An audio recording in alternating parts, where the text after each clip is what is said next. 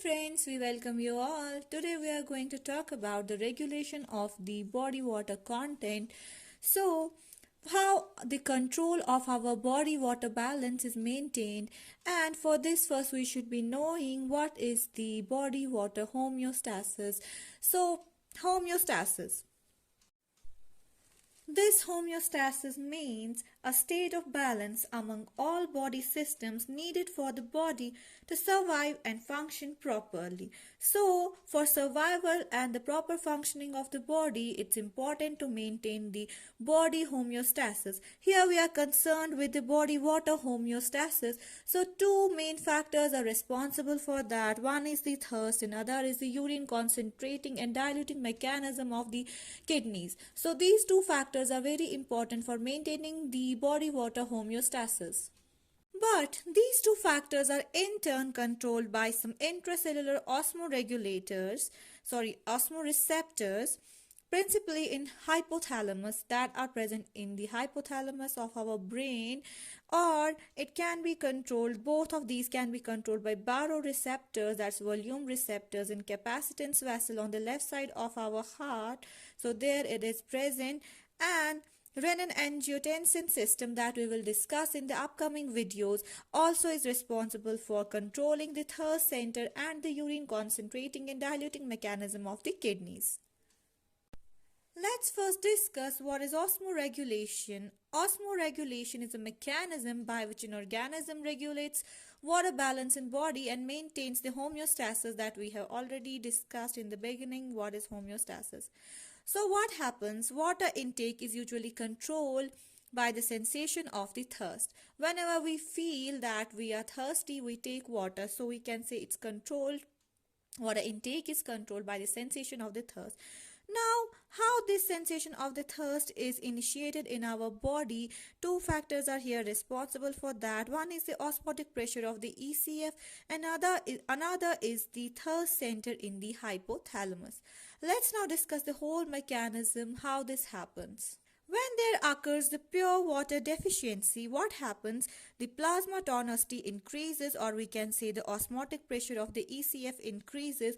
Due to this increased tonicity, the osmoreceptors that are present in our hypothalamus, they trigger the sensation of thirst, that's the dryness of our mouth, which in turn stimulates the secretion of arginine vasopressin, also known as the ADH, that is antidiuretic hormone, and this ADH will promote the reabsorption of the water in the distal nephrons, and as a result of which the urine that will be produced will be concentrated, as most of the water is reabsorbed by our body. Let's now see some of the factors that affect the ADH secretion, and first we will discuss this. ECF tonicity is also responsible for controlling the ADH secretion. If there will be any slight change in the ECF tonicity, it will ultimately have its effect on the ADH secretion. Second is the baroreceptors. We have so many receptors present in our body, and baroreceptors just sense the pressure and they work according to that. We have stretch receptors. These are the examples of the baroreceptors, and these stretch receptors are present in the atria of our heart.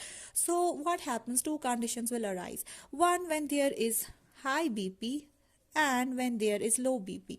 So first we will discuss this one. When there is high BP, larger volume of the blood is returning to the heart from the veins. What happens? The baroreceptors, the stretch receptors gets activated and they inhibit the ADH secretion.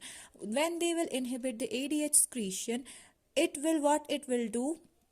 It will just decrease the fluid of our body. Fine, that's why they inhibit the ADH secretion. As we know, ADH has the function of retaining the water in our body, that will increase the fluid. But here we don't want to increase, we want to decrease the fluid so that we can just normalize our BP that is actually high. That's why this happens here in case of the high BP. When we have low BP, what happens? Now these stretch receptors stimulate the ADH secretion because already we have less amount of the fluid present, hence we have the less BP.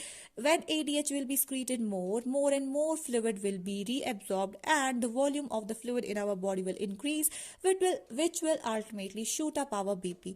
So these are the two conditions.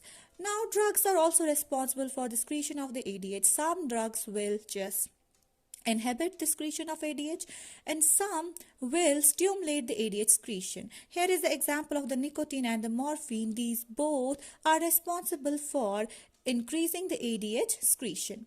Now, other factor is the stimuli. Once the stimuli reach to our central nervous system, what happens?